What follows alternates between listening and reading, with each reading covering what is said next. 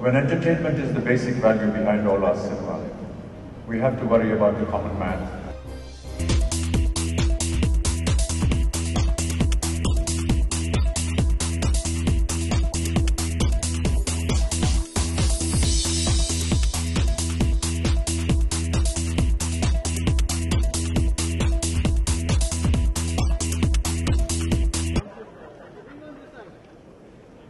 Good afternoon, ladies and gentlemen.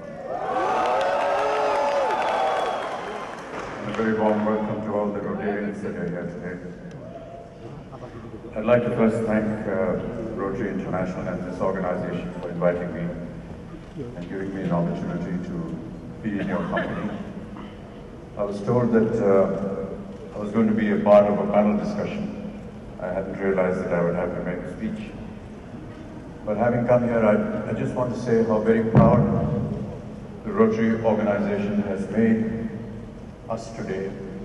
And by us, I mean the Film Fraternity of India, for giving us this recognition, for accepting us as a part of your valuable society, and for giving us the dignity and respect that you give to all other communities and all other works, corporates, people in high offices.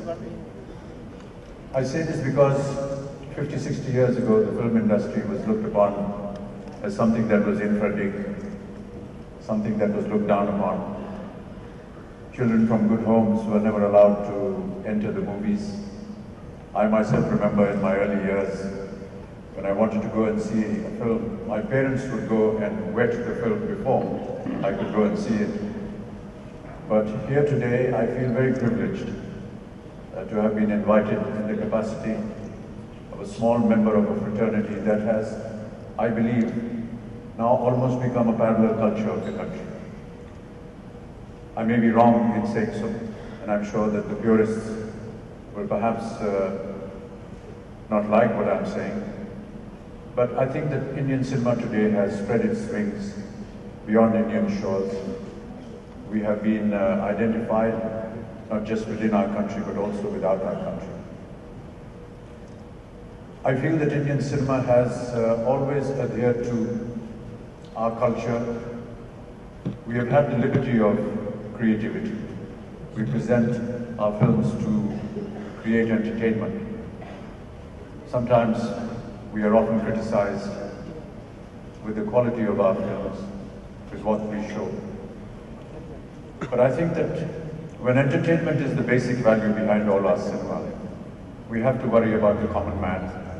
And when he works and slogs the entire day, earning a very meager salary, for him to come and see a film is like wanting to forget his meager conditions, his poor conditions, and spend those 3 hours seeing and enjoying something that is light-hearted, which is full of music, wonderful colors, wonderful story.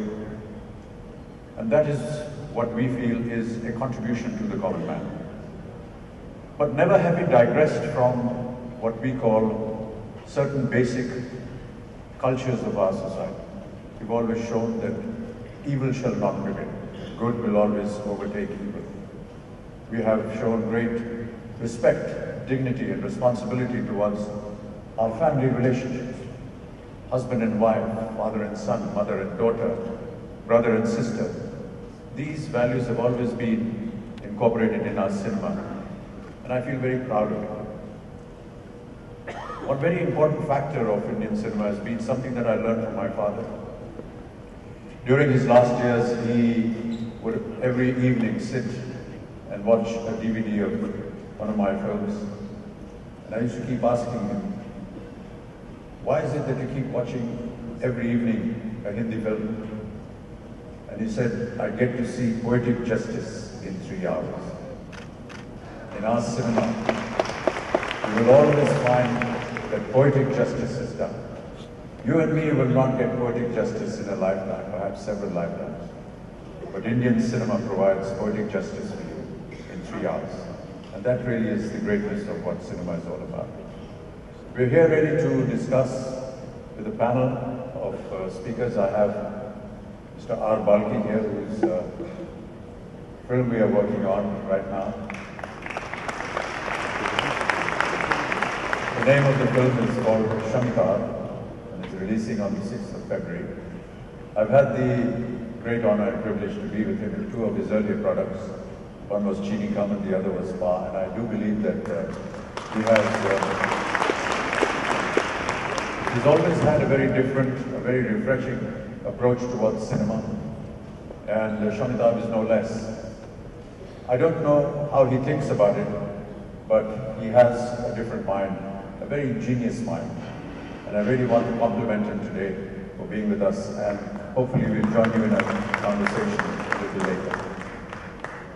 I'm really delighted to be here, and I do want to get along with this panel discussion. Thank you once again for having me here and for giving me all your love and affection and the wonderful words that were spoken by the gentleman before me. I am least deserving of it, but thank you so much.